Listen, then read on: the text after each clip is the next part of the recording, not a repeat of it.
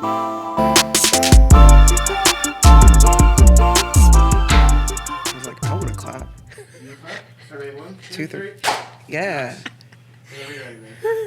Hey guys, welcome to Beyond the Box. I'm here with the Queen of Salsa. I got her in, I roped her in, Nicole Ahima. We had a salsa congress this weekend in Atlanta, and we bonded a bit. And I thought, this is fresh. I'm gonna call her in. So I love that you say bonded a bit like we haven't known each other for a million years. We did get deeper than normal. we did, Yeah. And it felt good. And I was I'm like, in a this new is the place. reason I'm here. It's not really to social dance. It was to talk to you.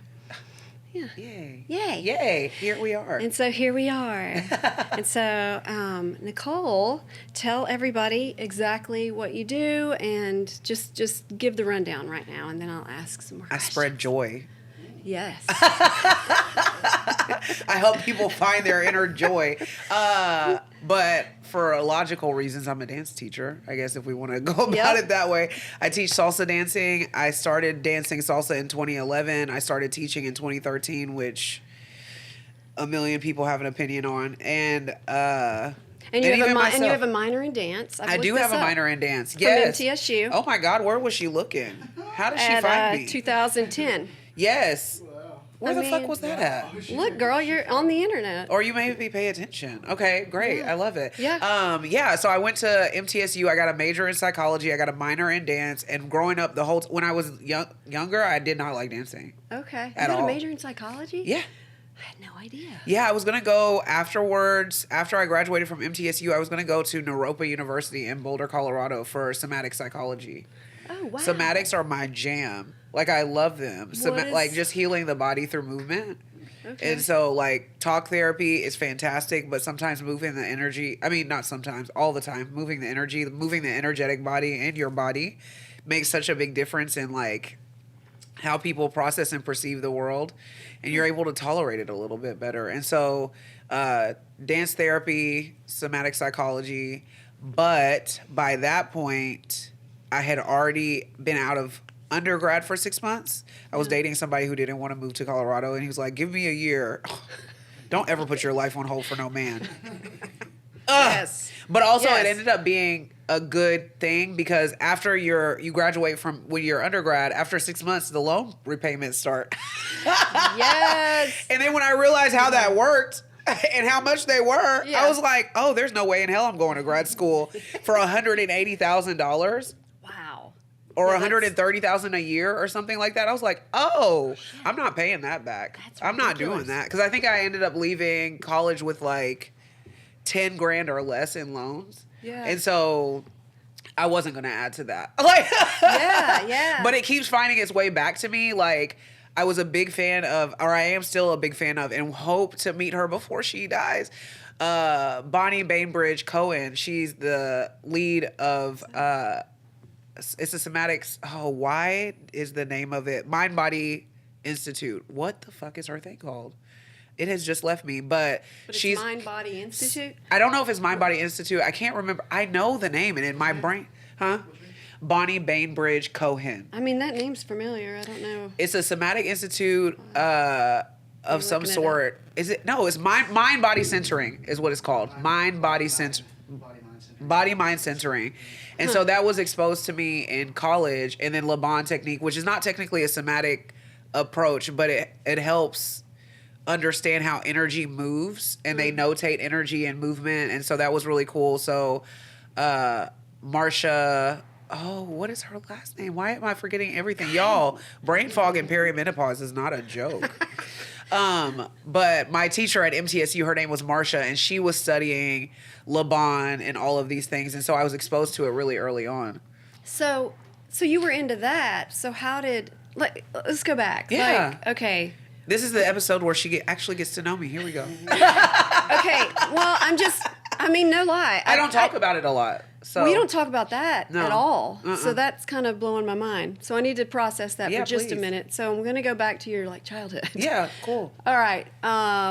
You're from here, right? Yep, Nashville born and native. raised. And you have how many siblings? 2 younger sisters. Okay, you're the oldest. I am. Oh, no wonder you are the way you are. Yeah, so much. You're like very. And the child of It's- first gen immigrants, their first child is a hard job. Well, yeah. Yeah. You're very responsible and you're very on it. Yeah, I try to be. So where did your In the shadows, I fall apart. parents? where did your parents immigrate from? Ghana, Ghana, West gotcha. Africa. Yeah, Gotcha. yeah. And your dad's Master drummer. Yeah. Yeah. So my parents came as part of a dance troupe. So I cannot remember the name of it. It is long and Nkrumah something. Okay, whatever. I'm not gonna butcher and embarrass myself in front of any Ghanaians that will watch this show. But let alone my parents. But they were part of a dance troupe. They were younger. They were practicing all the time in Ghana, and then they got picked up for a tour. It was 26 of them, 26 kids, and a chaperone that my traveled God. to the Vatican and performed for the Pope. They traveled to the Olympics in Canada and performed when Celine Dion sang. Like, they traveled a lot. And somebody asked, where is the best place to raise kids while they're away and have an opportunity for a better life? And somebody said Nashville. what? That is crazy. Which it was. I mean, because West Nashville was so diverse back then. And they went to Hillsborough High School, which was like the international school at the time. So they grew up in, I think that they were older than whatever grade they were supposed to be in just because they traveled for so long without like regular schooling. I have to ask about that, why that was. But yeah, they graduated at Hillsborough High School, and then we've been here ever since. They were performing here. They were performing around the world and then settled here. Okay. Of all places. So once they settled, were they like, I'm retired, we're not going to do music anymore? No, they still did. They still performed. My dad was one of the original librarians of Global Education Center. He helped with Ellen like open it, and I think they're doing their 25, 30 something year anniversary or something like that. That's crazy. So I've been around for a long time in that world. Ellen knows me, the owner of Global Education Center, and so for those that don't know, Global Education Center is like a community culture arts center facility that like sponsors artists to come of all types. Like, How is that different from Casa? Casa is run by Global. Oh. So it's an extension. It's their Southeast location. Okay. Just the studio. So they just rent the studio, but the rest of Casa Asafran is a different program. Okay. But the main Global is in West Nashville, and then they have that South Nashville extension. But they started at Global Education Center, and Ellen, when she saw me, when I first rented a studio from her, she was like, I cannot believe that you are renting this studio for a dance class, because we would go, like, obviously my dad was there all the time, and so I did summer camps there. Yeah. And when people would start dancing, I would sit in a corner with an attitude. I hated Why? it so much. What? I hated dancing. Like, I just did not. Wait, how old were you when you were hating it? I was. Okay, Yeah. thank you. And then he's gonna fix you up while people bang downstairs. We love that. Thank you. Let me inconspicuously tuck this tissue in my pocket. Okay. And we're back. How old are you when you... Probably Hated it. It was before like I was 11, somewhere in there. Okay. Because I remember So he would drag you to the studio and you'd sit there we'd and go, have to be there for like it's. I mean, it's obvious. You're probably there for hours. Oh, girl. So because God. I'm just trying to. Yeah, please. So because your father was a musician and an artist, and he worked at the Global. What'd you say? Global Education Center. Okay, so and then you would go with him there, and his work there was still artistically Yes. related. Yeah. And they would dance there, and you at that time you weren't a fan of it. Hell no. Interesting. Interesting.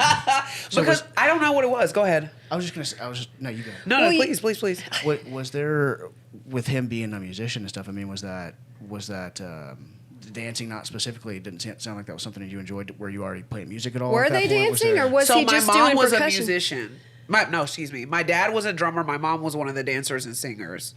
So like, Okay, so out of he the- was drumming, she was dancing and singing. Correct. You were watching like My Crazy Parents. Yeah, and it's like every kids- party is this, it's constant. And then the elders, so we have this ritual that you do when you're becoming a woman. Oh. Like a quinceañera, except before your period starts. Okay. Before your That's what that menses means? fuck up your life. No. Yeah, like a quinceañera is you're becoming a woman. Most other cultures have like something for, Yes. like a bat mitzvah or a bar mitzvah. Or coming out into society, Correct. they have a cotillion. Or cotillion, yeah. Like everybody's Right. like, you can work now. Yeah. Yes. Go pay some bills. Yeah. But we had a thing, and like the elders of our community just kept commenting about how stiff I was. I was 11. What? You were sitting in the corner. How are you stiff? Well, because you have to dance for this thing. Oh, crap. You have to. You have to. Mm. And I was like, why? And so I tried my little I'm best. baffled as to why you're dancing now. Because It just changed. A girl in high school was a belly dancer. That changed it all for me. you're like, I was like, what is this? That looks so cool. And so I went What to is this Hugh craziness? Fogg High School, and Tasha Marie, she runs TM Yes. Productions. I actually don't know if she's doing that you've any known her longer. forever. Since high school. We went to high school together.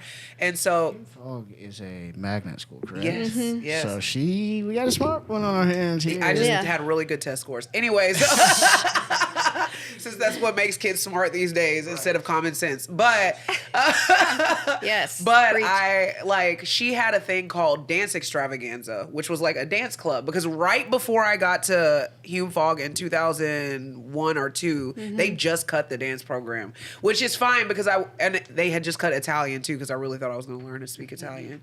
But it wasn't something really interesting. I will say that like I started picking up more interest a little bit before high school with like Britney Spears and Spice Girls, and Really?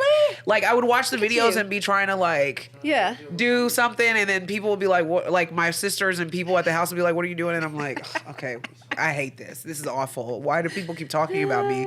And it wasn't just like, they weren't just like, you're so horrible. You're a closet dancer. Yeah, I was a closet dancer.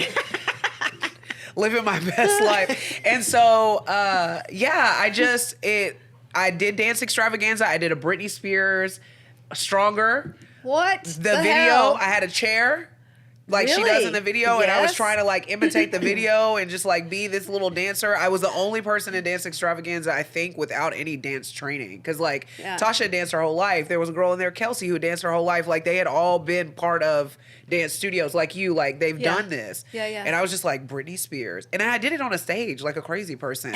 And so I don't know when or what changed it over to feel like I could just try. So as a young kid, you craved performing. Isn't that weird? Oh my God. And now I hate it. So weird. You don't hate it. You still perform. You're just not performing dancing, but you're getting up on stage like the thing you did at Congress this weekend. That's you teaching a class. That's not performing, though. It is. It is a form of performing, honestly. You're talking to people, you're engaging with them, you're trying to get them excited about what to do. And you're performing with your with your face, with your voice, with your movements, but not.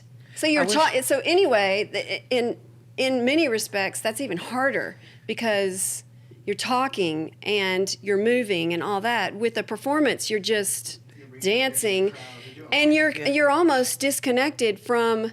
Well, I'm talking for myself. Yeah. You can be disconnected from the audience. You're just performing. They're just watching you. So what you're doing, that's Well, really. thank you for that. Yeah, you're I welcome. don't think of it as a performance because I feel like when I go up and do stuff like that, I'm just being myself. So it doesn't feel like I'm doing anything extra. But when I'm doing a performance, I feel like I have to be somebody else. Yeah. Or do something else. And like within the salsa community, coming from a dance theater background, because when I went to MTSU and majored in dance theater was the program. So it was a lot of modern dance. It was ballet classes, tap, which I realized I couldn't do tap because it tore up my shins. Lord. What? My shin, and I tried to run track. My shins do not play that game. Like, I need to see. Yeah, shin splints were so bad. I wanted to be a tap dancer so bad. Have you ever had shin splints, Meredith? Shin I splints? haven't, and I was a runner too. Oh my That's God, they're the weird. worst. I don't know if I'm like hitting the ground wrong or what, but The like wrong this shoes. flexing action, like around that muscle around my tibia. Are you girl. flat-footed? Yeah. Oh well, that's Yeah. another reason. But I mean, that's just like a muscle structure in the arch. I could fix that up. It's like, girl, I don't know. Anyway, but what the fuck were we talking about? Well, real quick, I was going to ask you. So Yeah. you said that we'd established you weren't really dancing up until a certain point in high Yeah. school, but then you majored in college in it. So you went from like not being about it at all. I know. So like, I To, want to like- major in it Yeah, or so a how minor did in that- it. I would have majored if I could have. How did you Yeah. make that jump that quickly? Like, So how the- did it grow that much? that Yes. quickly? So the belly dance girl, her name is Emily, and I wish I knew who or where she was now. And Yeah. she was a high schooler performing in like bars. Like Belly dancing? Yeah. Weird. And so I was like, can you show me how to do that? Like, what is this thing that you're doing? And we would go into the musical theater room during lunch and she would teach me. Were you not doing it with Britney Spears? Because that's what she does. I mean, yeah. I'm a Yeah. slave with the big ass snake. Yes, girl. I know that MTV performance. Don't threaten me with a good time. So, but she was like, you have good foundational movement, like you have really good natural movement, but it's just your arms, which is the thing that every salsera Yes. asks about. Like, what do you do with your arms? But I didn't even think. I was just like, Yeah. she said, what will help is ballet classes because the arms that we use are basically the same. Like you Well, it move helps them with your differently, posture, but for it's the sure. posture and the where you're putting the arms, even if they're moving like this, is still going to be second position. Yeah, It's still going to be definitely. like it's still the same thing Because you're I working even it use from your back. Yeah. From your lats. and I still even use that to describe for follows when they're doing styling. Like it's not the whatever. We're not going to get into the politics of that with Yeah. people thinking about ballet and salsa. But anyway, But I can see that. But people could take that to the extreme, honestly. Yeah. And then be way too proper. Then it turns into ballroom, like Carol correct. Flores was saying. Yeah, exactly. Which is totally true. Yeah, because it's like the frame is just too. What are you doing? Like this is supposed to be chill. This is supposed to be a casual, like family, like Right. hang out. There's a balance with that. I Yeah. can see that. Technique definitely has You helped, probably but have it's no also idea what we're talking about. What I was actually thinking was in Tasha's episode. By the way, this I'm just going to throw it out there if you guys are listening. Nicole has been mentioned several times. So if you go back to like a few of the different episodes, including Yeah. the most recent one, Tasha called you on the show, the Queen. Tasha Allen. Yeah. She said, "I am a subject of Nicole." That's what she said. Yeah. That's She what she did. said. I love her so She much. said you were a pioneer. So if you've heard, Yeah. when you've heard our other guests reference Sweet. Nicole, this is Nicole. Hello, A. y'all. But Yeah. B, in that conversation, they were talking a lot about Rueda and salsa, Look at you remembering the name. and I think I actually pulled back on the accent a little bit because I didn't want to sound. But No, we're here for but, it. Yeah, but so anyways, they were talking about the like basically Meredith was saying that it helped her. She felt like to do salsa 1st and Tasha, Oh, right. Tasha was saying in a lot of cases she finds that it's helpful to not have done salsa first because she can kind of teach you from scratch. So what you were talking about just then reminded me of that with the ballet thing. And so I guess my question would be, in those kind of cases, what is your perspective on learning? Linear salsa before Rueda? Well, just There's your- with the different styles, like whenever you go from one to the other, is it good to compound and build? And because I'm thinking about it from Oh, right. layman's Outsider's perspective, perspective, yeah. right? So I'm thinking like when you get into dance, is it helpful to learn ballet then salsa, like to learn the different things, or is it helpful to go deep onto one? I'm going to tell you what my friend Sarah Balzot said. She is in Germany, and I think she is probably the most slept on instructor in the salsa community. I think she's fucking fantastic. I was taking her class. I take it online because obviously she's in Germany. I'm not flying there every Wednesday. And she said to dance salsa is not to only dance salsa as the style. Salsa is so when salsa, the term was coined, somebody was saying on a radio station, it's guaracha, guajiro, mambo, all of these dances like a salsa, like ingredients in a salsa. And then it became, oh, that's salsa. Like the music is now called salsa, and the dance that we dance with it is called salsa. So salsa in its evolution to become what it is was originally based off of Cuban style called son. So son is like a very elegant, very chill dance. It migrated with the great Cuban, like when everybody was leaving Cuba because of the revolution, a lot of Cubans moved to New York. It mixed with hustle, swing, ballroom. So there's all of these different styles inside of the dance that we call salsa. So You to should dance, bring hustle. I want to. It's having a resurgence. There's two people that I want to bring, Mark and Rose, and then Yes.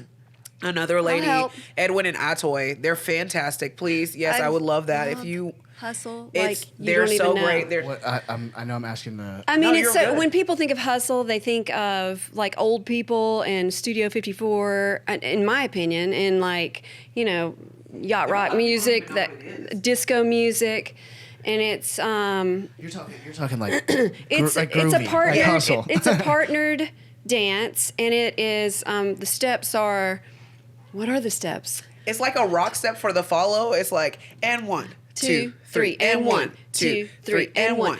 And that's all it is, but God, it's so much fun. And with the music, and it's just happy, and it can be just so awesome. beautiful. It can be so like, But like it can be from such a place where it's like the ugliest part of a person and they're just like expressing themselves. It's for everything. Like Hustle is such a fantastic dance. And so Hustle, our line comes from Hustle. The linear style of salsa comes from Hustle. Right. But all of these dances together made salsa what it is now. And it's so different from son. And then Casino. Well, tell people what son is, because So son is like, it was based off of, not to get too deep here, but it was based off of like the enslaved people in Cuba mocking the slave owners when they were dancing like waltz and stuff.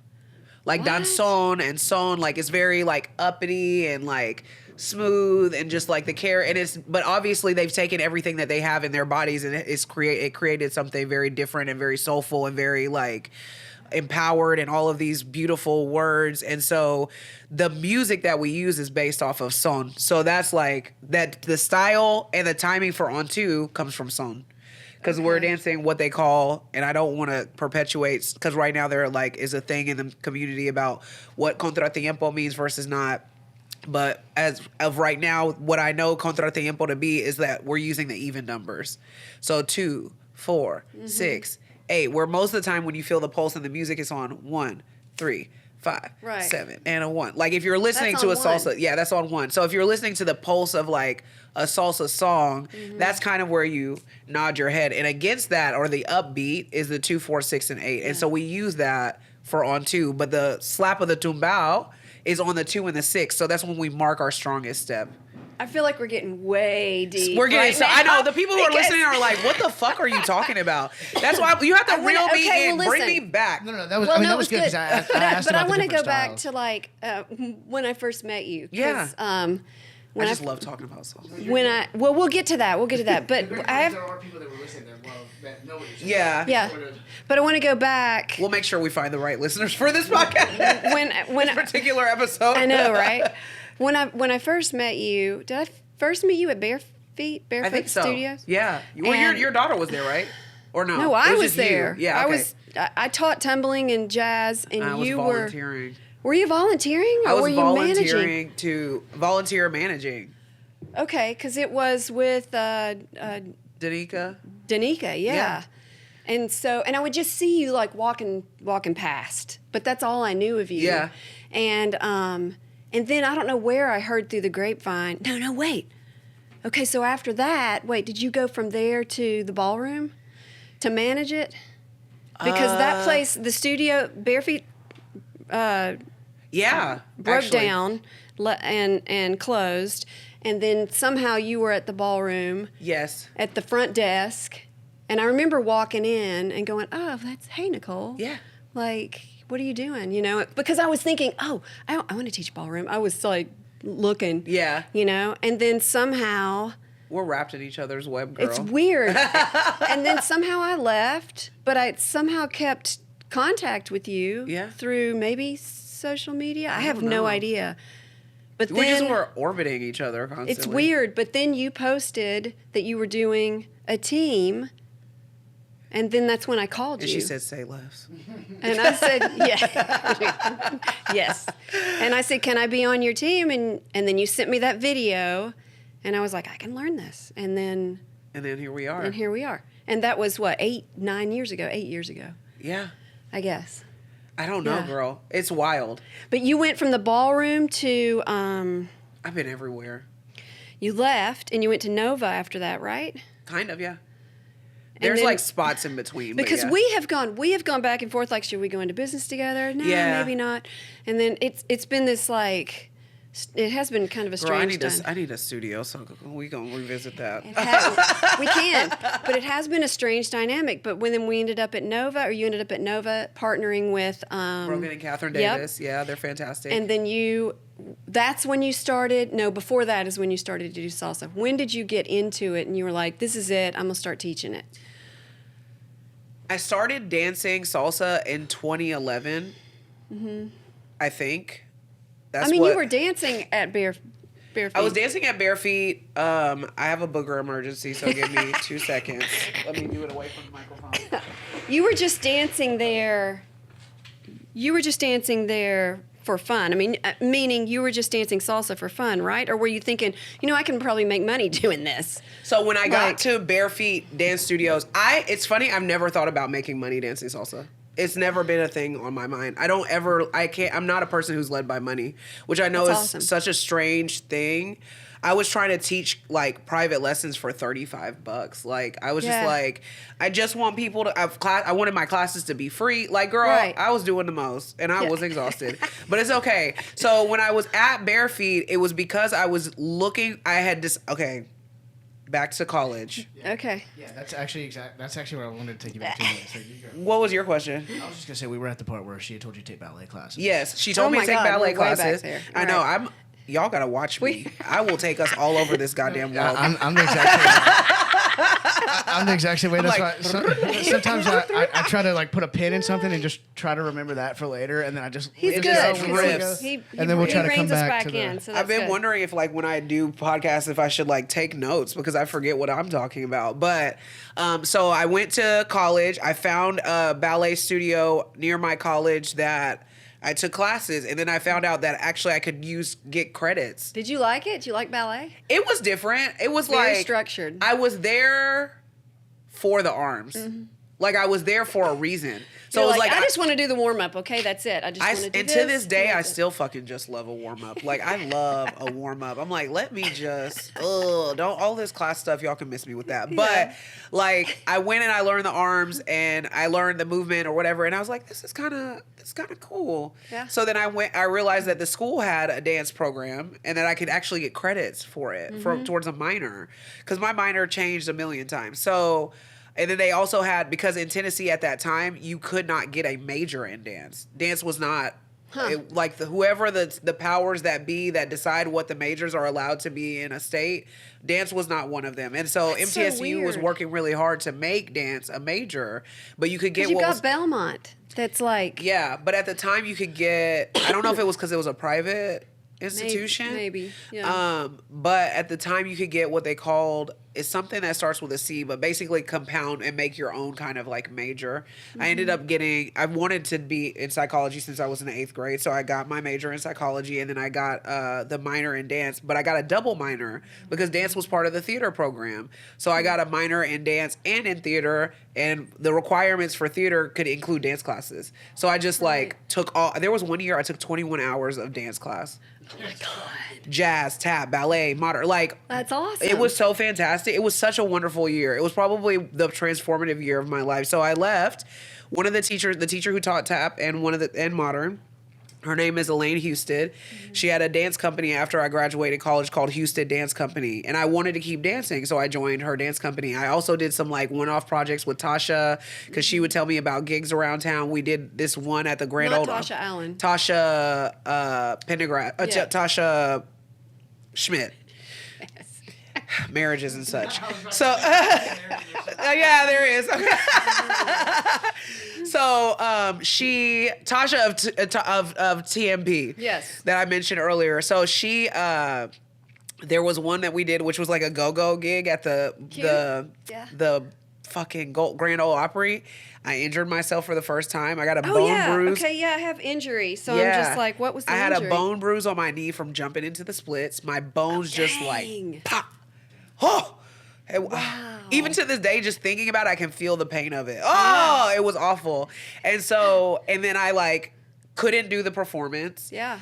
And then I joined Houston Dance. I pulled a muscle in my back because, modern is like full body swings and like all of this activity. And I was young. I wasn't warming up for real. Yeah. Even though I love like a ballet, I wasn't like warming my body up in the way that it needed to be. So then I had to quit. I just had to stop. I was like, this is not going to work. The season was over. But while I was in Houston Dance, funny anecdote, I got a tattoo on my foot of the word bailar. That means to dance in Spanish. Did you? Yeah, on my left foot in 2011. I got that tattoo. And because at that time, I really liked dancing. By that time, it's like we had morphed. And I was like, I like this shit. And so I got a tattoo on my foot and I just didn't want it to be in English. I don't know why I chose Spanish. I don't know any of that. And then I started dancing salsa because I remember somebody had told me about a club by my house. And I was like, let me go see. So I had the injury. Yes. I had the injury in my back. I was like, I can't bend over and like do all of this stuff anymore, but salsa looks to be pretty upright. So let me see if I can go and do this. Yes. I ain't never fucking left since. That's when it started. And so 2011, I only know by Facebook because I was like telling people about salsa events like 2010, 2011. Yeah. Were they doing salsa at Ibiza? Yeah. Okay. On Thursday nights, Thursday nights, Wednesday nights. I think they even had a Sunday night. You're like, it's another world. It is another world, and I didn't know anything about it. And so, like, how is it another world? It's just like you disappear into this building and have the time of your life. You didn't even know it was in there. Like coming from, because when I met you, like I said, I was a former professional dancer that had gotten old and had kids, and I was like, I still miss dance. Yeah. And then, to stumble onto that community, it's an older community. It's not like, because I was like, I don't know where I fit, because you have kids, young kids, high school, doing tilts and college, aerials that are doing jazz and all that kind of stuff. And I was kids. like, I'm too fucking old for that. But then you go into the salsa community, and I'm like, I can hide right here. It's perfect. Because they're younger, but the lights are dim. They're partnering. It's great. It was a challenge for me, because I'll say too, from dancing on your own and then going into a partnering thing, and this. Yeah. There's control stuff, because you have to give up control of that, to that lead, and but it's so great because it teaches you so many things about yourself. It teaches you to let go. It teaches you to relax and have fun, and then from there you go into the technique of it. I think if you want to move further into salsa. And so anyway, I didn't mean to hide. No. I love that. It's just your podcast, girl. What the fuck you talking about? But I do love it because I wasn't, and I told you, I was like, when I joined Nicole's team, it was funny because Nicole was like, okay, you're gonna do the team, and then you're gonna social dance, and you're gonna do it. Like, you have to. You have to do the team. If you're going to do the team, then you're going to social dance. Here, you're going to do the hours of it. And I was like, fuck this. I'm not social dancing, which is what I told Tasha. Tasha came on. She was like, girl. Did you feel like you didn't want to social dance because you're a professional dancer? Because it made me nervous. I was like, I don't want to dance with somebody and face them and hi, how are you? And dance. And I was so out of my box to do that. But I don't know what happened. It's like it took lately, I know what it is. You stopped doing the team, and I was heartbroken, and I was like, well, how am I going to dance again? It's like, I guess I have to social dance. I told you. Yeah. I was trying to get you ready, girl. I knew I couldn't do that forever. And now I love it. Yeah. I love it. Before we get too far off your story, I do want to ask one more question about the dance side of it, as just on the outside, not really understanding please. the structure of it. So you said you joined which I've heard that term before, a company, right? Is what you talking? Houston? Yeah, Houston Dance Company. So I'm just trying to follow. So you go to a business, for lack of a better term, that runs a dance studio. Yeah. Mm-hmm. And is a company specifically one that puts on performances versus? Yeah. So it's competition? No. So it was a dance theater company. So it was like she had, performances. She had a concept, a show, a whatever that she wanted to put on, and then she was recruiting dancers or auditioning dancers or like calling out to people who had taken class at MTSU. I'm doing this thing. I want to start this dance company. It's essentially like starting a dance school. And then they have performances, for lack of a better word. I know I'm dumbing this down. If you are a professional dancer, please don't come for me. Listen, come for me. I'm the one asking. The basics of it is like you go to, like, if you see kids take dance class and then they put on a performance. That's essentially what a dance company is. And so we train and we put on a production, and the productions are not short. So it's not like a 5 minute, not 5 minutes is long in salsa. Our performances, it's a different world. When I tell you it's a different world, in salsa, the performances at most are like 2 minutes. 2 minutes. In a dance theater company, it's like minimum 30. Oh, really? Well, not Like one dance. pieces, but put Right. together like a show. So it's so interesting to me, and this is another topic, and I won't stay here very long, but like salsa dancing has such a different perspective of movement in that it's like the energetics of a relationship versus performing a show for people has a different. Where was I going with that? It's just it's a different type of thing. Like I find when I watch salsa performances, and you correct me if you're wrong, your perspective may be different, but I feel like it's a show of skill set. How good is your technique? How much can you point your lines? How musical can you dance this song? Versus Are you talking about in a Congress, or are you talking about just in general? a salsa performance. Oh, right. Like, how fast can you be? How sharp can you be? How musical can you be? Yeah. Versus dance theater, which is like, do you understand the message behind this? almost Well, like the story right. of That's it, yeah. I can't. You can't compare that's the exactly, two. That's exactly what I was asking those guys. Yeah. I was just Because thinking from once the with outside. musical theater, you're putting on a show. It has that's different to Yeah. me Because because I'm just you painting have, the picture. You stop doing that. Yeah. That's why the salsa was like, wow. What Yeah, is it's going so on here? different. It's just so different. And like, I do miss that part. I miss The a show musical with theater? a fucking meaning. Yeah, right.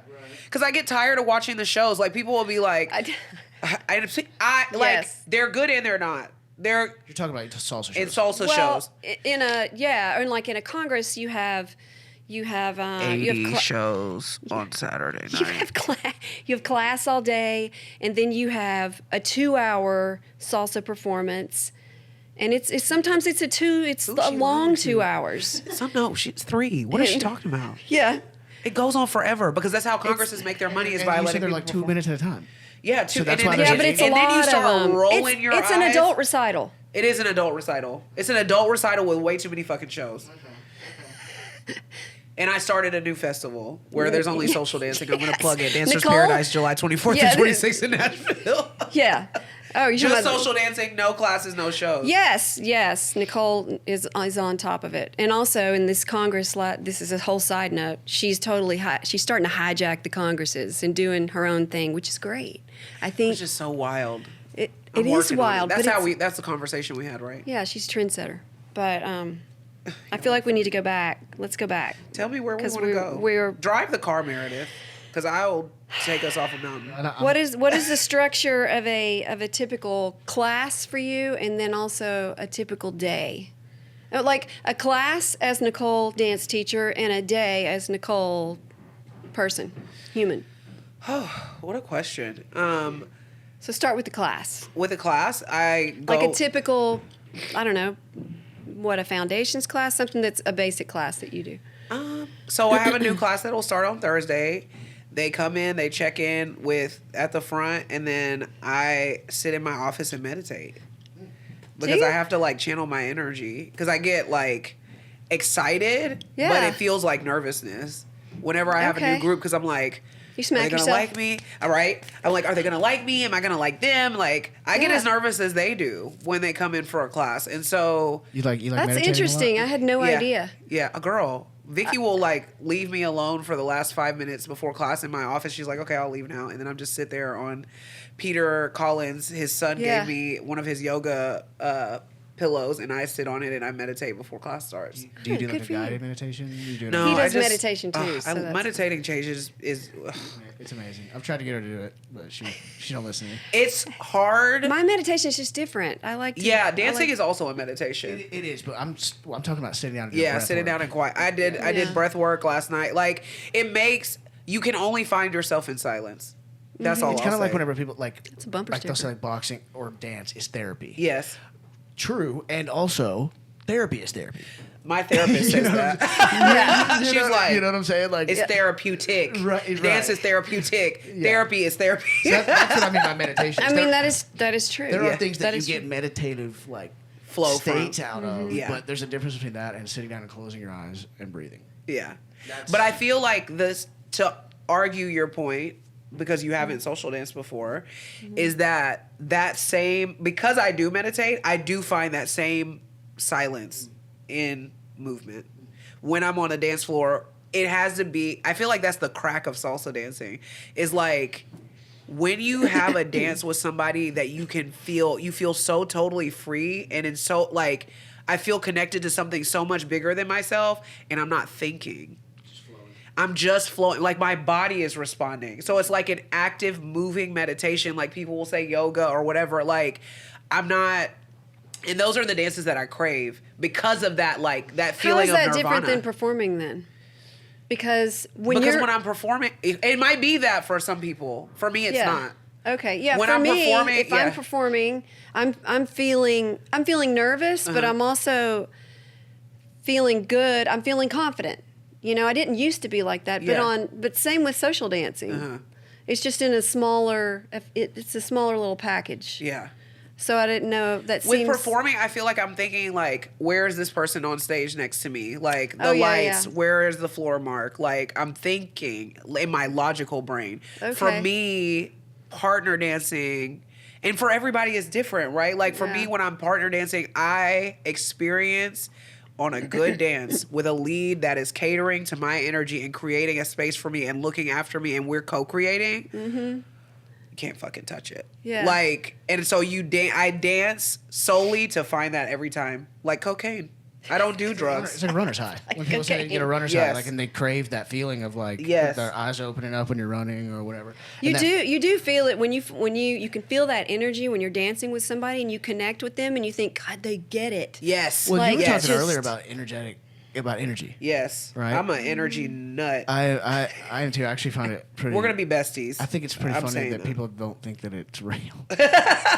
I'm like, do you realize you are an energetic being? Have you ever felt anything ever? No, I don't think that people don't think it's real. I think people just haven't experienced it. They haven't tapped into it. Yeah. And it's because it's taken me half my life. But there are people that think that it's woohoo when you say, I feel an energy from you. Yeah. I used to think that though. Yeah, but now, do you still think that? Well, that's just how society trains you. Now It's I like, don't. You want to ignore feelings. If you're over feeling, you're too much. Like you tamper it down. So you have to be taking a risk to feel it. Or it is something it. that you have to tap into, because at first it was like the whole inner child and energy and all that. I was like, I'm not even gonna even go there because it's stupid. I just roll my eyes.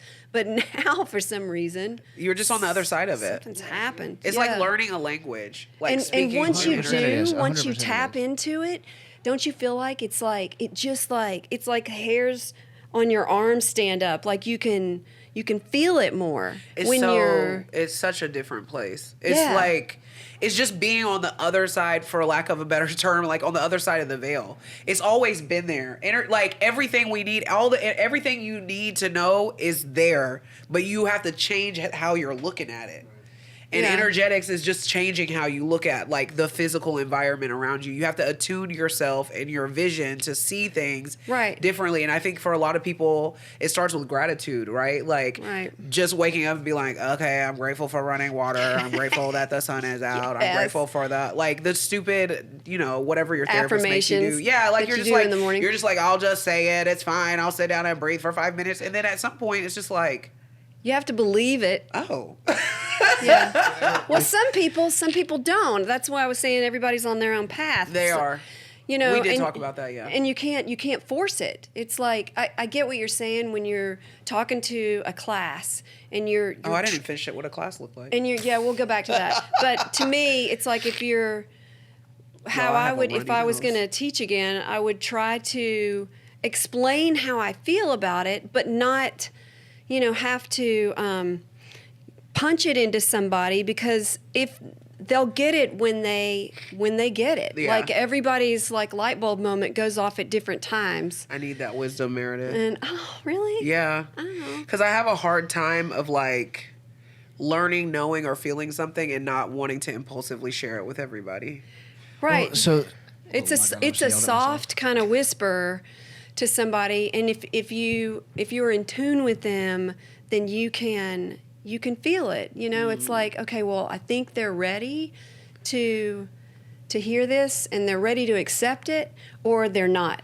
And then if they're not, it's not your job to push it on them, which is hard, for a lot of people. No. I'm like, listen here. But also on the same note, on the flip side, you're a dance teacher, and I have great respect for you because your classes are they cause people to go, oh, God, it's like they check themselves because you're a taskmaster in that respect, and people have respect, and they're like they want to do the very best. Oh, for that's you. Cool. Yeah. I felt like I was losing that with the team. I didn't have that same like. No, you weren't losing it for me. I just felt so awful. We'll talk about that later. Yeah. That's personal. No, it's between us actually. Anyway. Either I think in some ways you can be polarizing because either people love you or and they hate my ass. or they're they just can't step up to it. Yeah. And that's fine. I do feel that. Do you feel that that's the reaction that you get from people because you're honest, you're yourself, and so that kind of leaves people like, listen, you either love me or you hate me. Yeah. Like, because I feel and like she said that. I mean, you're very open with that. I feel like a lot of times the people that are liked by everyone is because they're constantly changing themselves and they're constantly like they're trying to be liked. I used to pride myself but then you're not on liking yourself.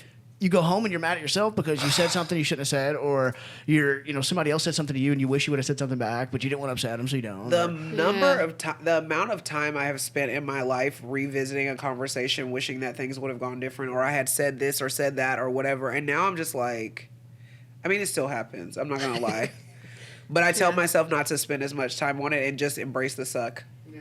That fucking sucked, and I wish that conversation would have gone differently. But here we are.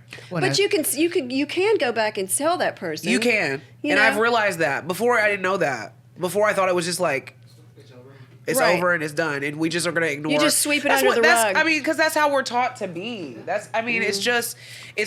I'm polarized. To answer your question, I think it's just I show up now more so than ever. I don't know what stride I have hit recently, and for any of my like woo-woo astrological whatever babies, like this I heard this quote from a random reel. This is very important. I need the world to understand this.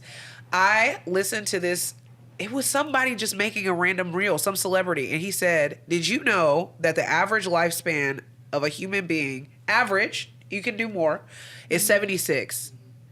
That means middle age is 38. Yeah. I just turned 38. Yes. And Girl, so you didn't know that? No, because everybody says middle age is 50. Yeah. Like we're all good. Yeah. Like, and I had a full like moment. Yeah, like a moment around that. Like, oh shit, bitch, you're about to be middle age. And so whatever has happened to you in life before this moment is done. And so these next 38 are yours to behave in a way that you want to exist in your life. And there's no more like shrinking. There's no more apologizing. There's no more, my perspective shifted.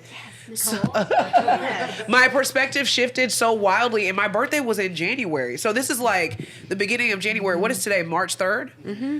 I have transformed so wildly in the last 2 months. Like, it's bananas. I'm so proud of you. Thank you. My therapist is too. And there's nothing that like feeling like you made your therapist proud. It's awesome. It's funny. Even though that's not the point. Yeah, I totally relate because you do hit, like for me, I hit an age where it's like the reality hits and you're like, shit, I am walking down this hill now. Like, I've got to experience everything. Yes. You just, it's. And you can't hold yourself back anymore. You can't let like little shit hold you back anymore. And it's like, we're going to have a hard conversation. Because I opened up the year, like towards the end of December, right after I heard that quote, having 2 very difficult conversations. I needed to have 3. One of them still has not happened. Yeah. And like, at the end of the conversation, kind of thing, or setting boundaries, letting people know where I stand, like what's going to run and what's not, how this is going to work and how it's not going to work. Right. And I was very surprised that they were like, "Oh, okay." Right. Yeah. I was like,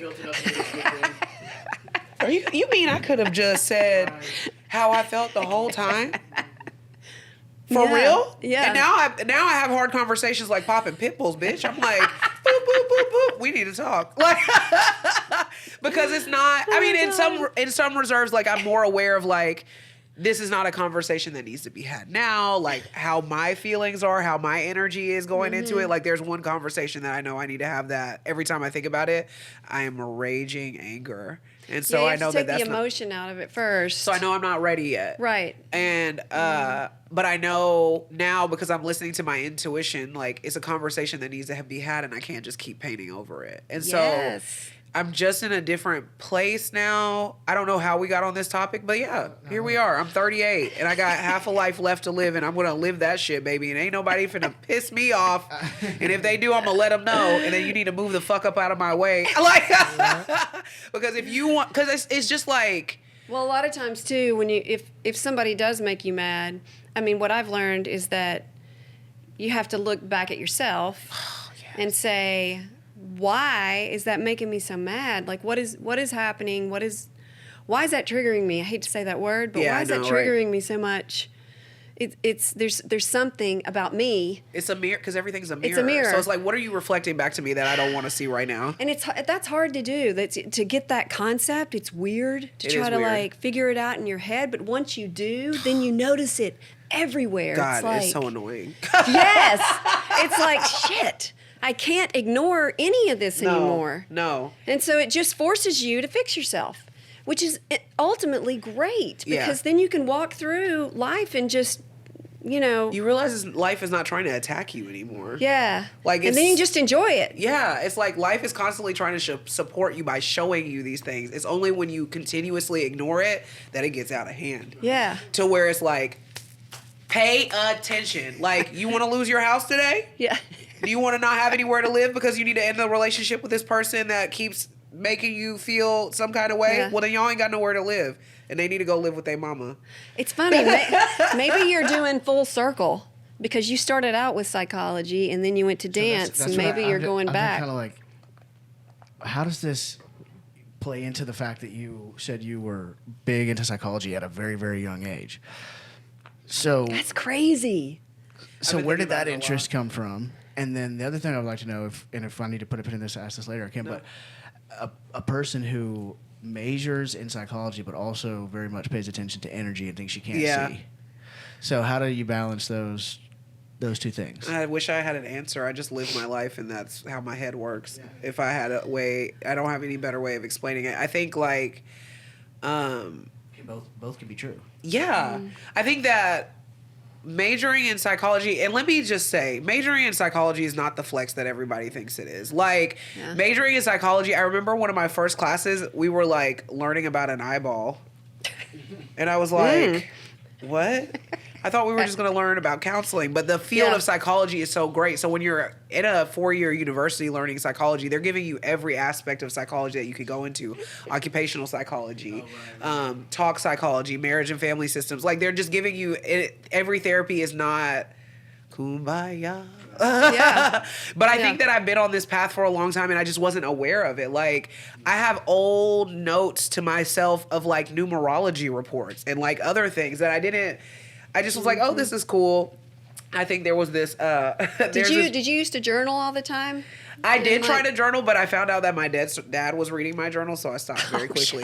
And so I still have a block around journaling. I have it. It's very, very difficult for me to journal because I'm always afraid somebody's gonna find it. And if sometimes that person is me, because I go back and I'm like, this is so fucking cringe. I do the exact same thing. I've done that too. I will avoid journaling but I will literally be afraid that someone's gonna read it. And it's like, first of all, you can write things that are not written to be read. Right. You can write something just to write it. Yes. I should burn all mine. God, I was just thinking that. I need to just start having a little... Since like my 20s. And generally speaking... I don't want my kids to something that I read recently that I really like about blocks is that... we've talked about this, about narratives that you have in your mind. That you'll create a narrative in your mind and then you do whatever you can to protect it because it's your creation. Yes. And blocks can be like that. We made the block, and so it's our creation. We want to protect it, but also we forget that we made it. Yeah. We put a fence around it. Yeah. You like built your white picket fence around it, and you're like, it's beautiful. Don't touch that. You're right. Exactly. It's interesting. But then it always has to be you that goes in and breaks it down. Nobody else is actually going to tear that apart. Yeah, because they don't know where it is. That's exactly what I mean. It's like, it's weird because it's one of those things you just reach in your pocket. The key's like in your pocket the whole time. Yes. Listen to us How fucking annoying is that, though? That's the thing I go back and forth. I'm like, yeah. I'm like, who? Sometimes I talk to the universe and I'm like, how did you decide on this structure? Like, why? I mean, I get it. It's cool and it works, but also like, could there not have been an easier way? Like, could we not have just not forgotten our spirituality and who we are and like just shown up and been like, it is crazy. But college, so what was your question? It was I left college and then, psychology. So psychology, majoring in psychology since the 8th grade is because I was a teenager that wasn't listened to. And so I remember thinking, I want to be a psychologist and I wanted to work with teens, and I specifically wanted to work with autistic children. Really? At a young age. It's wild. Like, and I was like, I just want to be a person that makes sure that nobody ever feels like they weren't listened to. Because that's how you feel. Yeah. And then when I got to college and I started doing more dance theater and learning like Laban and all of these different somatic experiences, I was like, working with autistic kids, like they get left to the side at that time. I mean, now it's more like you hear about it more and stuff like that. And there was a woman that I worked with at Victoria's Secret. God, I worked there for so long of my life. Like Did 6 you years. really? Yes, I worked there for 6 years. Crazy. I was a bra specialist and an operations manager. And Look at you. Wow. I've lived a lot. I feel like I look back and I'm like, what have you've done too much? No, But all I of it mean- was so beneficial. Right. Like even working at Victoria's Secret, the floor sets helped me set up like, so the brand guides are like the set of the thing. I just got off topic. I realize that now. But like the flow of the store is set up intentionally for you to shop it a certain way. Yeah, And so totally. I've learned how to apply that to like dance situations. Like people will complain I don't have enough chairs at my social. Why do you not have chairs? Just point Because to you're me. supposed to be fucking dancing. That is Without Get the chairs, fuck you have up. to stand up. Yeah. Get up. People will stand, and I wish if my studio was structured differently, I would X that hallway where everybody stands. That's true. I'm like, I'll go in there. I'm like, y'all ain't Well, dancing. you know what you could do? You could just put a curtain there and then close the curtain and then. Girl, it would be so much work. I just be like, y'all Okay. come in here and do what you finna do. So why did you want to work with autistic kids? Because I learned from like the somatic experience how powerful that could be for them. Because what I was taught. But some autistic kids have sound issues. Yeah. You There's a know? lot. And it doesn't have to So- be musical. Like just Okay. the offer of like getting them to be comfortable with touch. Like that was huge Right. to me because that's so important. Like to get a hug or to like feel that type of love. And can you imagine if you never were able to hug your kids because they had it like they couldn't handle it? Yeah, it'd be awful. Exactly. And so it's like, I remember reading, because I was reading a lot of literature back then with like somatic psychology and psychology just for school. And just, I remember reading this story that this woman just got a group of autistic kids to stand in a circle and hold hands and how powerful that was to their parents. And I was like, I want to do that. Yeah. You just felt called to that group in particular. I did. And like, apparently now a lot of my students are autistic, surprisingly. What? Yeah, like I have They an just come up to you autistic and- student in my class, and he was like, "You know, a lot of people in your class are autistic, right?" And I was like, "I didn't know Well, that." I think autism, you know, obviously on the spectrum, yeah. spectrum, but there's some that are very high functioning. Yeah. That, you know, that pick up things really quickly. Yes. So, I mean, I could see that. Yeah. Are the ones that are autistic the ones that are picking up salsa so quick? they pick up steps real quick, but they don't express themselves well. Okay. So it's like they can can see do that. Mm-hmm. the thing, but when it comes to like the emoting part of it, They I think can't that do is it. really hard for a lot of. I feel like I don't Yeah. want to speak incorrectly because I have not studied autism in like over a decade, and so much new research and stuff has come out. But from what I understand from the population that I interact with on a regular basis is like, or what I've learned or remember is that they do feel so deeply. They do have so many deep emotions to the point that some people cannot speak. Yeah. And so, like, but they don't necessarily show those emotions in the same way that we are used to seeing them done, which is why you get people like banging their head again. Like if you can't communicate, Yeah, it's frustrating. yeah, which is I just now thinking about it, it's a very interesting link to partner dancing because it's like we are nonverbal communicating.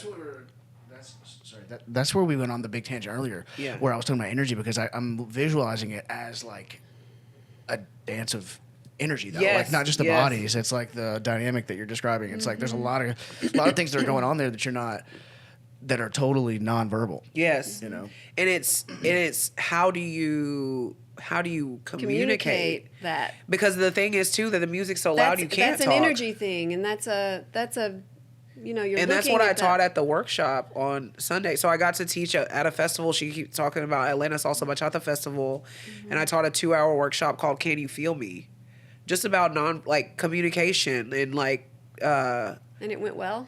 It went well. People had a really good time. I heard a lot of people were like, "This is the best class I took all weekend." And I was like, "Oh, thank you, so much." But even after I taught it, I left with more questions than I did anything.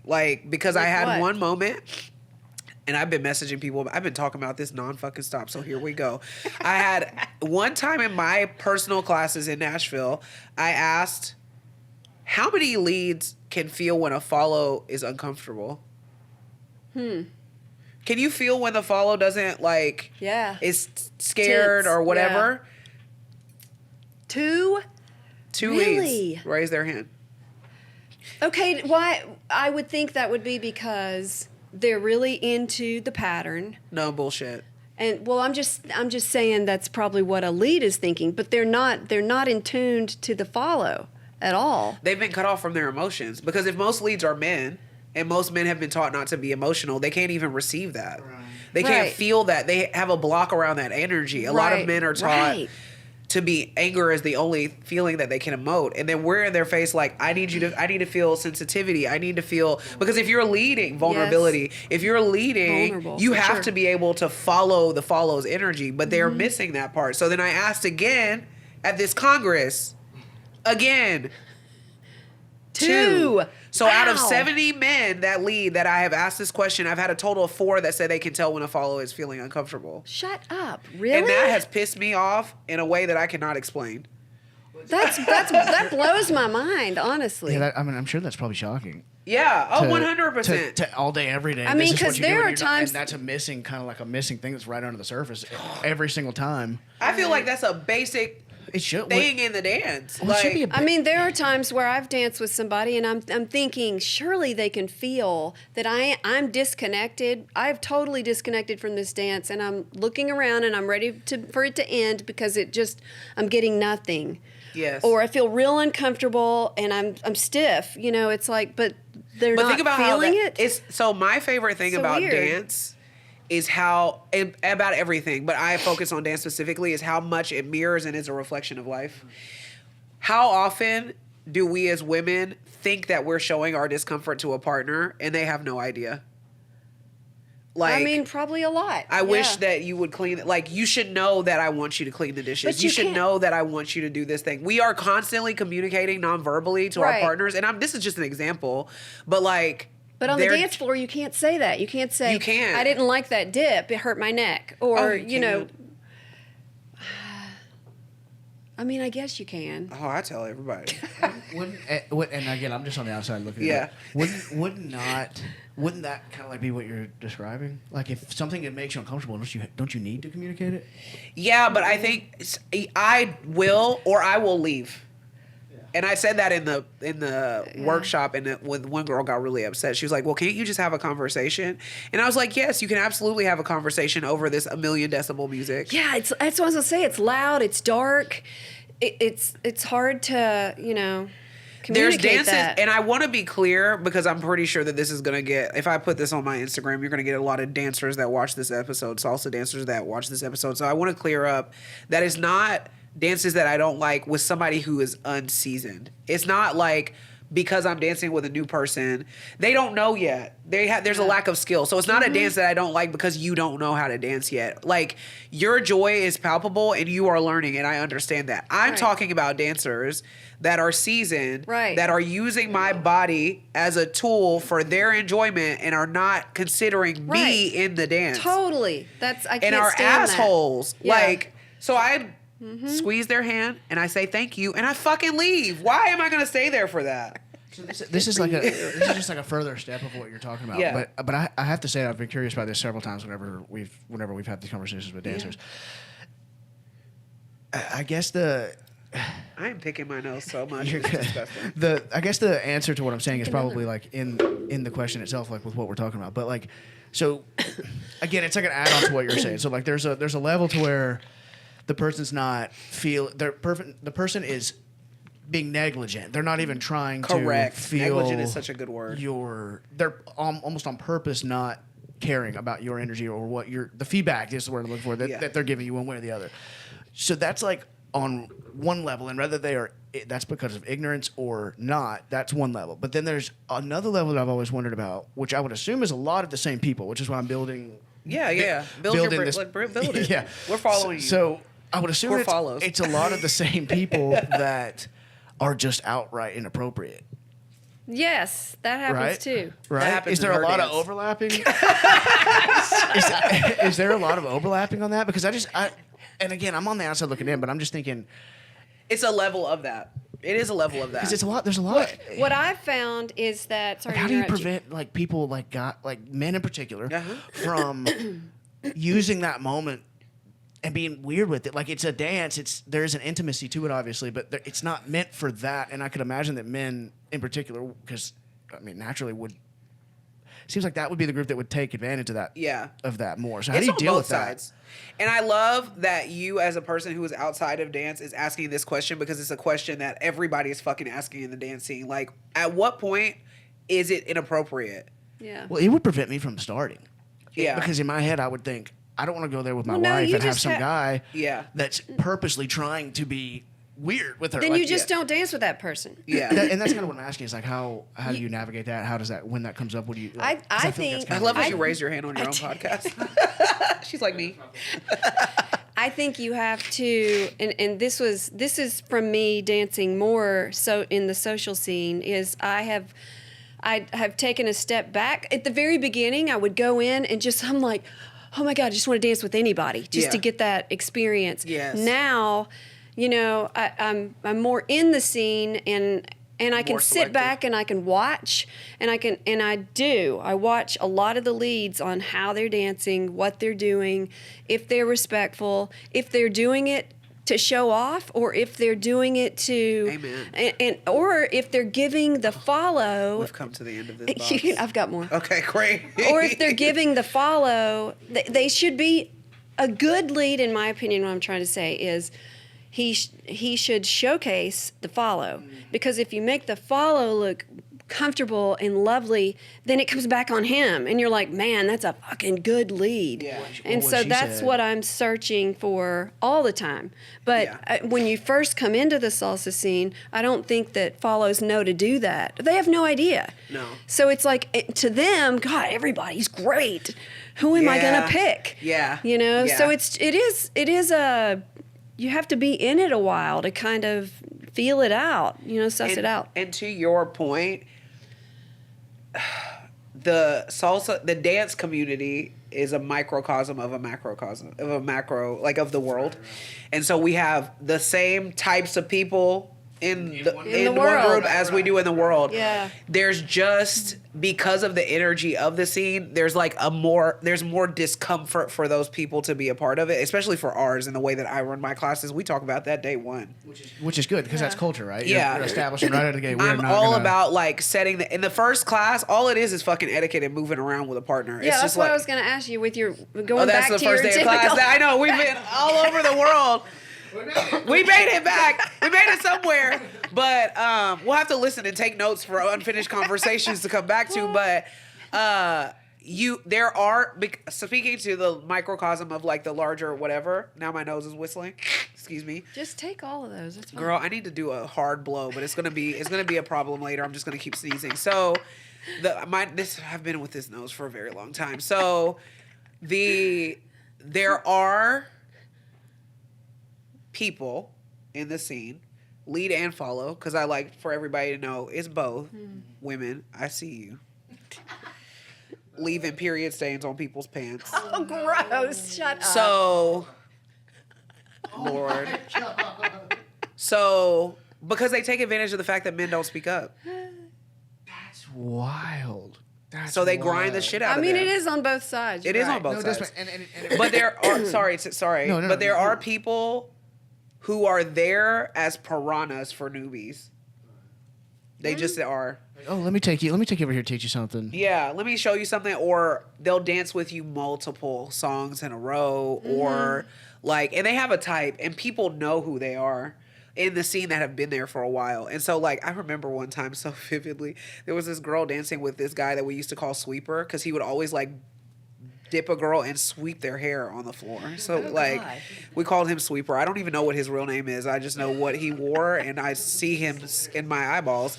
And so there was one girl he kept dancing with, and I could tell she was just like kind of exasperated. She was standing by a pole, and I just walked by, and like from behind the pole, I said, "You can say no, don't dance with him anymore." And I just walked off, and I think it's like, you have to put people on game, because also, and it happens a lot to follows,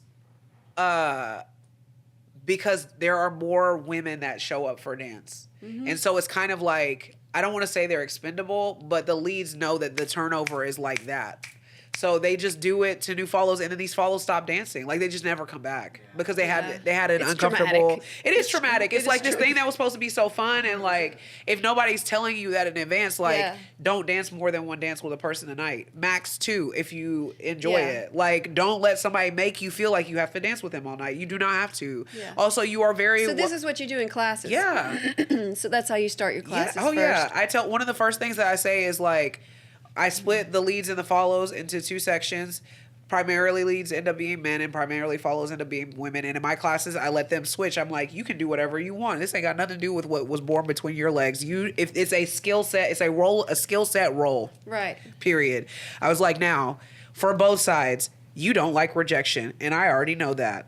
Yeah. So what I need you to understand is that nobody is actively rejecting you in this dance. If you go to a social and you feel like you are sitting all night, it's because you didn't open your mouth and ask anybody to dance. Closed mouths do not get fed. Yeah. You're going to tell yourself whatever society has told you is wrong with you is the reason why nobody asked you to dance. Yeah. Every single thing that you're saying is also a reflection of life. Correct. We're trying to get Logan and his Absolutely. wife to come. You to guys class. should come. Come to my class. Come hang out with She's going to wear me down eventually. I'm going to go. I know. But Yes. it is 100% that's a reflection Come of to life. my class for free on Thursday. Come, start. You have I no will barriers. actually be out of town, so I have an excuse Okay. this time. But Okay, we got you on the next date. I would like to, and I would like to go with her in particular. That's another thing. But it is I just want to say real quick, the lead and the follow thing is fascinating to me because I really I love the dynamics of like leadership. Yes. Just generally speaking, and it is interesting because there's an art to skillful, graceful leadership where you're giving someone else the credit, like you were saying, knowing that's good for everybody, including me. And there's also an art and a graceful way to be led where you're not constantly fighting, and there's a trust there, and and it's just interesting to think about, like, in that moment, all those things are happening so quickly. Like, there's a dynamic. It's definitely a dynamic, and I think for men especially, they need to be comfortable within themselves. And that goes back to the vulnerability thing, and it goes back to how they're taught, and it goes back to like right. this issue that we see in salsa that I am so focused on now is like, this is outside of the classroom. Oh yeah, that's what I mean. Yeah. There's a lack of understanding from those. This is outside of the classroom, but what I tell people all the time is if there's a thing that you're working on in life, lab it in salsa. Like, if you want to learn how to set boundaries and stand up for yourself, practice in salsa. Put your hand on their shoulder. Back them up. Right. Be like, I don't like that. Like, Yeah, learn it that's in a place great. where it's a safe container. And you will be surprised. Like, I've asked so many students, or they've told me, that they have become a stronger, more confident version of themselves in life because of the things and concepts that they have learned in dance. Like, Aw, they've that's learned... a huge compliment. Yeah, but I think that's a compliment to dance. Yeah. There's a quote about boxing. A lot of the stuff is also similar to boxing. Oh, yeah. That I told my friend the other day, actually. It says, if the only thing that you learn from boxing is how to fight, you've completely missed the point.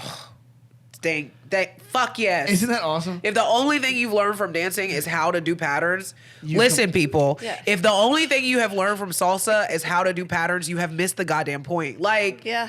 it's fun, Yeah. yes, but like, as you continue on, I don't know how people have been dancing for over 10 years and do not understand what I'm talking about. Like, I'll have teachers who are like, I don't feel that. I've never thought that. I've never seen that. But again, you go back to they're not on that level yet. How long have you been? I don't I feel But like there's some no people- excuse. some people- You can't dance that long and not see it. Well, I think Well, some people can. Some people can, and they're just not. They're just never gonna, unfortunately, get to that. That makes me so sad. To that level. They're NPCs for I know. life. I feel like it makes you sad and it makes you mad, but I also feel like you need to let it go because on the flip side, there are some wonderful, like awesome people that just it's like it feeds my soul to dance with them.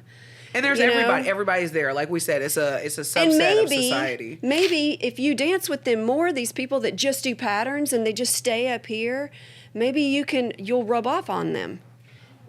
You know? And there's an art to leadership, and one of the things that's artful about leadership is knowing, like, I can only lead you to the water, right? It's like this very Oh God, my Yeah. therapist. very said that old, yesterday. very old quote, but I can lead you to the water. There is nothing It's that so you, true, though. there's nothing that you or I or you can do. Ultimately, It's freeing. they have to do it. Ultimately, they have to do it. Yeah. 100% It's of freeing, the time. Nicole, 'Cause I know to I do. had to do it's it. freeing to do that. It's freeing to say all I can do is just lead you to here, and then I get to step away. That's what she said. She was like, "You keep wanting to do the work for other people, Right, and But that's I have wearing you out. You're like, taking on it their is. energy. I have such a y'all put me on game, by the way, because this is an extension of my therapy session. Yes, this is therapeutic, not therapy, but like, but it's like. That is my Challenge. point of suffering in this life. It doesn't have to be. I hope in this lifetime I'm able to walk away from that desire to see people through, but I also find so much joy in seeing people make it to the other side. But that'll happen. That will happen eventually if you just keep doing it. You're gonna have to do the same thing with your son. Yeah. And so think He's of so it. cool. My Think of kid's it so that cool. way. Just Nicole has a young son who's great and he's so cute and he loves her Yeah. right now. And I'm not saying he's not gonna love her always. He will be a teenager one day, is what she's saying. Yeah, and it's good. It's good practice Yeah. if you do it now with the people that are just on the outside of your life. Yeah. Then you'll be better prepared for when Isaiah does it to you. I feel like I learn actually know? the most from he and I's interactions that help me teach people better. Yeah. Because one, I've realized after having a child that all adults are grown ass children. Like when That's people where are the inner child thing stops being woohoo and you Yeah. start going, wait a second, I am just a child that grew up. I know. It's like I'm a child is. with responsibilities. I don't know who gave them to me, but somehow when you turn 18, they decided that you were no longer a kid. And that is bullshit. They need Yeah. to change that to 25. They need to check, is your God, frontal lobe fully developed yet? Yeah. No, you're still a child. Huh? Like maybe 30. I know, right? It's like, where are you? We just casually make you an adult. It is 18, true, don't and then you? the next day we'll release a study that says your brain's not developed until you're 25 or 30. And those two things are totally not opposite of each Well, other. don't at even all. now. Don't you look at sometimes and you go, God, I still am like 16. I don't Yeah. know. I don't know how this you know, happened. you know another good quote? What? Give it This to one's me. for me. This is an original. I love it. Swear to God. Let's This one's go. actually an original. Bring the child, leave the childhood. Ugh. Right? So bring the inner child with you, leave the childhood. You have Yeah. to because they talk to you and they throw fits in there. They do. Also, like, one no. other thing I wanted to say to you about what we were saying before, and this is a good moment to let you know we're like an hour and 20 in. Oh, shit, God. we need to go. So, Okay. Yeah, so you Sorry. probably want to do your No, you're good. But No, I have a lightning round I I'm just going to wanna- give you. Yeah, Okay. but I did I want to don't know how say to do things about the fast, y'all. about the leadership thing about it bothering. No, this is perfect. This is perfect. God, an hour and 20? It feels like we've been talking for That's 30, 45 minutes that's a compliment to the to the conversation. yes. Yeah. But I would just say that it's hard to remember this, but you know, when people don't follow through on the things that you're trying to lead them to, that's not a reflection of you. You know, that doesn't mean that you're a bad leader, and doesn't mean that it's not a reflection on you at all. You know, and it's no different than what you were saying with the people at the socials that are standing on the side and they take on whatever they've been told is wrong with them, and Yeah. they think, well, that's why you don't want to dance with me. So when somebody, you know, when you try to help somebody and they don't take it, that's a them thing. That's a them thing. Yeah. Always. You're right. You know, because you can't, ultimately, you cannot do that action for them, whatever that action is. You can lead them only to a certain point. So whatever they choose to do, literally after that last step that you're with them, that is, you've done your job. I just have It's so not a much reflection of hope you. for people. I just want them You care to a lot. do. I do. I care. Yeah. too much. Well, it's difficult. It can be difficult whenever you have a heart like that. I hate to say care less. Well, that's what I was 'cause you going to don't- say. You know, it's a balance of. It's not even caring less. It's caring enough. It's caring enough to walk away, and then give them that responsibility. Because if you take that, if can't do you it for take them. their responsibility or their burdens, then it's just on you, and then they haven't learned anything. That's so true. I don't know You where right, that girl. came from. No, it was Okay. from the depths of your soul, and I'm here for it. Thank you, Spirit, for delivering those good messages. Did you all see the divinity come into the room? Okay. Dark all of a sudden. Hey, I was gonna ask you, like, if you could dance any other dance style. West Coast swing. Really? I Okay. love West Coast swing. I think it's so fun. Yeah, it's hard. I Tried to love do that that. connection, and I also like Zouk.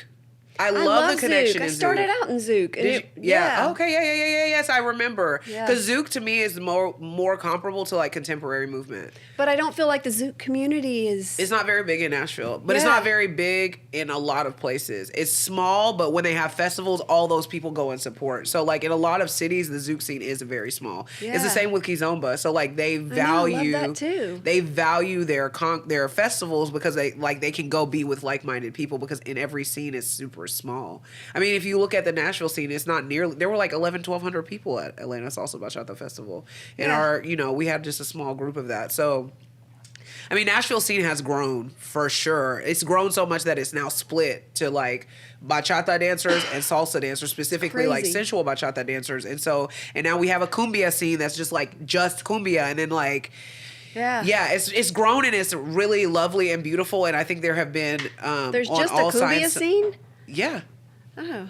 Pam has been teaching cumbia. Oh, that's right. Yeah, and That's right. there's been growing pains in that establishment, but like it will go the way that it needs to go, and so our scene has like doubled in size. It's Mm-hmm. wild, but everybody doesn't go to the same thing anymore. Nashville used to be so connected, and everybody used to support everything. It's not like but that anymore, I don't feel It's not like that anymore at all. It doesn't help whenever you got 80 to 100 people move here a day for 20 years. Yeah. Well, yeah. Yeah, That was the because thing. Well, and social it grows media, to fit where you've- people need to be. Well, yeah, 100%. And the people also, blown up. you bring your culture with you. If you're from Yeah. California, from Seattle, or wherever you're from, there's at least a piece of that comes with you. And so enough of that comes, and then the place that it was is no longer the place that it was. What happened in Nashville's dance scene, and I'll speak about this briefly, is like we had people who moved here from scenes that were competitive. Nashville scene was not competitive. So it was like, you take class with me, you take class with Tasha, you take class with Amanda, you take class with all of these people, and we're like, go to Pam's class, go to this class, go to this Oh, social, go okay. there, Yeah. blah, blah, blah. Makes and you then a we better had dancer. 3 people that I can specifically think of off the top of my head that moved from places where it was not like that. And so we're like, welcome. Here, what day would you like to have your social? What day are you thinking about having class? We'll make sure that the schedule is so it's not overlapping, blah, blah, blah, blah. Right. And then those students we're like, go take class with this new teacher. And then this teacher acquired the students and never let them come back. It was like, why are you wearing a shirt for Nashville Rueda? You need a shirt with my brand on it. Why are you Right. going to Right. that social? We have rehearsal that night now. Like, so it was kind of, everybody just moves very differently. And so Yeah. I struggled and grieved that for like 2 years Mm-hmm. until I realized like it's for the best because the people that Well, are people are gone are gonna- not my Bingo, people. bingo. Yeah, people are going to bingo. go where Yeah. they And feel that's- more attuned. It's the same thing with the people that don't listen to you whenever you try to help them. They're not you're not your people. No, they're not. Yeah. Yeah. They're not. If they're not, and that's okay. And that's Yeah. okay. You know? It's actually better. I've learned so much here today. Well, look at you. What is this express round? So I don't you don't have to pay him 1,000,000 hours overtime. You're good. It's a lightning round. What's She your does biggest it. What's your biggest strength and your biggest weakness? I don't know. What's the next question? Okay. Really? No. A woman? All right, whatever. My biggest weakness is this runny ass nose. My biggest strength is these tissues in my pocket. I mean, that wasn't in the lightning round. I just thought I would ask it. I don't know what I feel like I struggle with that. I feel like I have to default to other people to tell me because I just am living and I don't know what my strengths are. And then people tell me and I'm like, really? I didn't even know that was because I don't know how I am up against other people because I don't compare myself to other people a lot. I compare you to like a hard choreographer that I would have where I'm on the Her edge. favorite Russian ballet teacher. No, I'm just kidding. Yeah, something like that. Where They're I'm on, scary. Don't where call I'm me on that. the edge, where I want to go into your class and I want to do my very best. I'm not going to fuck around. I'm going to Yeah. do everything full out. I mean, I do that to my people in class. Like every once in a while, they'll be dancing, and I stop the music, and I'm like, "What the fuck are y'all doing here?" But that's life. I mean, in my opinion, I mean, it's like do it full or don't do it at all. And this is like later, not the beginner classes. It's like you've been with me for a minute before I start Right. going ham. The He's not new coming. people, the first 4 like group classes, there I'm not on that. But like the other people who have been like practicing and continue showing up, and like again with the money thing, I tell them, I'm like, I don't want your fucking money. If you're here for an entertainment class just to hear me talk like and make jokes or whatever, see me at a social. Stop coming to class because you're wasting space. Right. I don't want to look. So I think at the same time that could be one of your weaknesses. Yeah. Is that some people would take offense to that because you don't know where they are. Yeah. But again, that's not your problem. Yeah. That's their problem. I do feel a twinge of sadness. I think I could see some people. Like if I had to describe you, I would say you were like a peanut M&M. I've So never you- had one. So you have a hard exterior, and then you break into it, and then there's still that hard peanut, but then there are pockets of softness around it. Look at me. I'm a peanut M&M. Do I get to be the green one? You can be the green one, She's cute. but I say that in the best way. Yeah. Honestly. Yeah, no, I wouldn't assume that you would. Like I appreciate the strength because it rubs off on me, makes me stronger. Oh, thanks. You're welcome. Yay. Okay. So thank you for answering that question for me. Oh, you're welcome. Because I didn't have an answer. She even said I usually rely on other people to answer that question for me, and she Yeah. went, "Would you like a crack at it?" Yeah. I want to go to the lightning round. Okay. Okay. I will be quick. What's your favorite food? Chicken Parmesan. Really? Yes. Okay, I thought you'd say something Mexican, like No. empanada. I Or something. fucking love chicken Parmesan pasta. I love it too. It's great. Or like Cajun pasta. Cajun but it has chicken to be pasta gluten with free. black. Yeah, it does She's have to be gluten gluten-free. free. So I've been gluten free for 10 years now. Yeah. Like dietary choice or celiac? I don't know if I'm celiac actually, but I do swell and have headaches when I eat wheat. I think But I just if you are gluten free, I just started eating einkorn wheat. Einkorn. Einkorn. EINKORN or KHORN. There's one place in Nashville, well, near my house, South Nashville, between Brentwood and like Lenox Village, called Ingrained something. And they sell einkorn bread. And then there's one brand of pasta, like bread that, I'm going to be quick, that does an einkorn pasta, but it's supposed to be like an ancient grain, like unfucked with and not pasteurized and all the things that they do with our food now. yeah. This morning I had a biscuit there. I go there Awesome. once a week and I have like one of their breakfast biscuits and I have no fucking issues. That's great. And then I also learned for anybody who's gluten free that tequila, 2 shots of tequila if you have exposure to a gluten thing helps temper the allergy reaction. Huh. You should like put that out there because there's a lot of people that are gluten free. Yeah. That would be real beneficial. Ingrained bread is what it's called. Coffee or tea? Tea. Okay. What's a chore that you hate the most? Dishes. Okay. Dishes, laundry. I am not domestic. I'm not domestic. I I don't need like a dishes house either. manager. I need to be rich and I need a house manager. She's gonna have that on Indeed. If somebody tomorrow. wants to help me. Most used emoji. The yellow heart. Okay. Yeah. Everybody's got a different heart color that they use. Yeah. That's funny. It's just my jam. Favorite salsa song? Oh, Otra Oportunidad by Jimmy Bosch. Oh my God. Okay. He's singing to his brother who just died. He wrote it on the plane on his way to his brother's funeral about another chance at life. Oh my God. It's beautiful. Oh. Well, let's see. I don't know if that's a lightning round question. No, I'll try. I'm just gonna say, okay. So the world is ending. What would you take? Like the one thing, or not? Yeah. Like okay, no, not ending, but say you, huh? You're going to an island type thing? Yeah. If you're like on Survivor or something. That would be my worst fucking nightmare. What would Before be? you said an island, I was gonna say my soul. I was gonna be all dramatic That's a and good like one. beautiful. But I feel like because if your soul has all the answers, you might need to take that motherfucker with you Yeah, and figure no. some shit out when you get there. It's true. Because people have lived with less. You know what I mean? Like, Yeah. surely some sense in us can tell which berries are poisonous or not. Hopefully, I'll figure it out. Oh, that makes me wonder. Okay, so I don't even know if you watch. What do you watch on TV? Like, what's I your don't favorite? watch a lot of TV. Okay. If I were to, what have I watched? Like, what's your nighttime routine? You don't watch TV at all? You read? I do read. I love a good romantasy novel. So one of the TV shows that I do watch on repeat, which is strange for me because I don't watch shows multiple times, is A Discovery of Witches. It's a romantasy novel, but I saw it on TV first, and then I read the book, and then I watched it again, and then I watched it again randomly. It's about a vampire and a witch, and they fall in love and have babies. It's fine. So you like sci? Is that I guess you could fantasy? call it sci-fi and fantasy because there's Fantasy. other ones that I read that's like a lot of dragons and shit. Yeah. But then also I love reading like, excuse me, I was listening to, I don't know, like Ram Dass or some Hindu Buddhist Hindu monk in the car. Like, Yeah. but I also, the book I just read that I'm finishing and I'm obsessed with is a book about Mary Magdalene. Really? I love shit like that. Oh wow. Her scriptures had been found, and like, so this lady is interpreting her scripture, and they're in all the 3 copies of that particular scripture that had been found. They were buried in the Egyptian desert somewhere, Yeah. because they were ordered to be destroyed.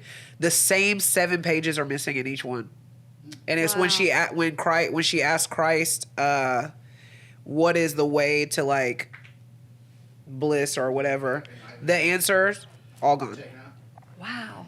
You need to go to Egypt with. I'm Bethany. obsessed. I'm gonna go. Are you? I'm gonna go to Egypt. Yeah. I'm like, at this point in my life, Go I'm with just Bethany. like, I Or you just need gonna to go go by see some yourself? shit and find out myself, because the internet. I wanna I'm travel tired with of you. Yeah, let's go. I'm tired Okay. of the internet telling me stuff. I just want to go ask people. I want to go have conversations with people. I want to talk to people and ask them what they know about stuff. I don't want to rely on like AI. Yeah. What's the next question? Oh. What's your biggest pet peeve? People clipping their fingernails in public spaces. Does that really happen? That's a really good one. It used to happen at a job I had. Oh my God! What job? Girl, I don't fucking know. Don't say Like, oh. She blanked that part of her memory Victoria's out because of Secret. the clipping. because No, of the it wasn't clipping of the Victoria's Secret. It was an office job, and so terrible. fucking disgusting. I don't know what it is about that. Like, That's disgusting. I don't it's know so why nasty. I'm like, what is under your fingernails that you're just letting fly everywhere? Well, yeah, you don't want The sound of it, like, I don't like listening to people chew. Oh my God! Here's the You and my thing. daughter. That's my wife is the same way. She gets violently angry, and That- she's not like that at all. Which I know that's- sucks because I know I am a loud chewer because Chewer. my nose is always stuffed. So I'm like trying to breathe with my sister hates hearing me eat. So do y'all eat together, or do you turn the TV on? Whenever or do you she's have... there, I eat self-consciously. I eat soft foods like applesauce. Yes. What's the Oh my next God. question? I don't know. I don't have any others. Okay, I mean, as I just far wanted as to make sure I covered them all and I didn't spend too much time because I mean, it was lightning. I've got questions, but these aren't lightning round questions, so we'll just have to I do. can be as quick as possible. We'll just have to do a. But part it's two. I think we've gone One that she's asked before that is really good, and then we'll get out of here is what's your favorite sound? Oh Salsa yeah, that's a music. good one. Salsa music. Yes. Drums. No, you know what? I love the sound of an owl at night. Very When do you interesting. hear owls at night? I used to when I lived in Lenox Village. I don't know where this owl was, but Lenox Village is basically a goddamn forest because I saw an armadillo, a snapping turtle, that all up in my backyard, a snake. It's like, how do I pay this much rent to be this close to? Like, I lived in a cabin in the woods, is what my friend called it. But there would be an owl like it was either on the full moon or the That's new awesome. moon that would just like, We did a whole damn episode damn near about her seeing an owl. oh really? Oh yeah. When I went hiking, I looked up and there was an owl. I wish I Huge. would have seen it. She was. They're amazing. I just heard She took a it. picture. It was massive. Their eyes So are just so tell- expressive, and they blink, and then they I just want to look be at you. one. I love Yeah. elephants. Oh yeah. Okay. too. So if you were gonna be an animal, it would be an owl. Probably what an would it be? elephant. An elephant. I love elephants. They're my favorite animal. They have Okay. the longest memory. Yeah, Okay, they'll 'cause paint the you memory. something too. And they're just majestic and beautiful and like they're so smart and They paint. They pay, like if they've been abused, but yeah, like the Oh, really? yeah, Oh, really? they have to be trained into human traits and not very nicely. But Yeah, I can imagine. they're just like it's a matriarchal society with elephants, and like Yeah. there's so much about them that I love. They're big hairy asses. They're great. All right, look. Oh wait, I have one more question. Okay, so He's like, I'm trying to No, finish I got this one thing, more. Meredith. You're good. well, You're no, good. this just came to me because actually I think of it all the time. Like when I die, I've told my kids that I want to be buried under a tree, or you can plant a tree over me, and I think I want it to be like a weeping willow. Yeah. Only because they're graceful to me. Yeah. So what tree, if that were I don't to think I happen know to you- enough tree types Okay. to say. But there is, I can't remember the name of it. There's a place in Middle Tennessee where Tasha's dad was actually buried. There was a student of mine, I wish I could remember the name of it, but it's a conservatory. They're trying to conserve this land, and so they bury bodies there because once you bury a body on a land, you can't build on it, you can't do shit with it. Right. But they do natural burials with Or pine wood boxes. poltergeist will happen. They do pine wood boxes and just like a shroud, and that's where I want to be at. I want to be Okay. I want to be back in the ground. I feel like some of this is so ethereal and so left, like so off path, but I feel like some of the problems that we have with our ecosystem is because bodies are not allowed back into the earth because coffins don't break down these days. So not cremation in the ground. In the ground, let the worms have me. Let all the things that natural is supposed to happen, let it happen. Yeah. Because I don't Dust need to the body dust. anymore. What the fuck am I gonna do with it? It's Right. crusty.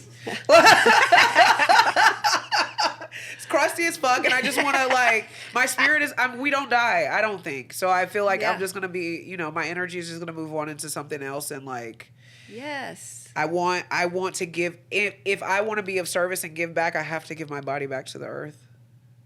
Yeah. That's the least I could do. I ate all her apples and all her vegetables and shit. She could at least use some manure.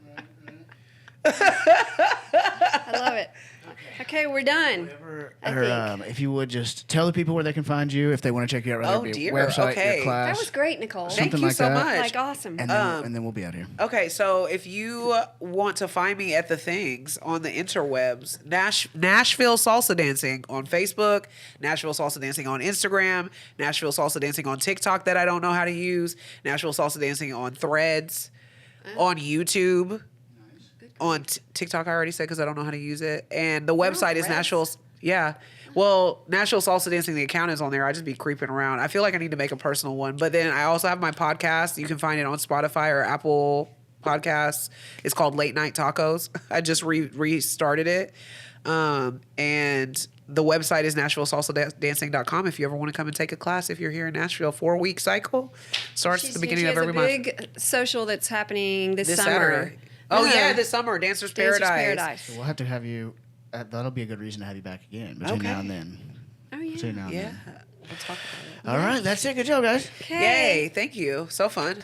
Yay.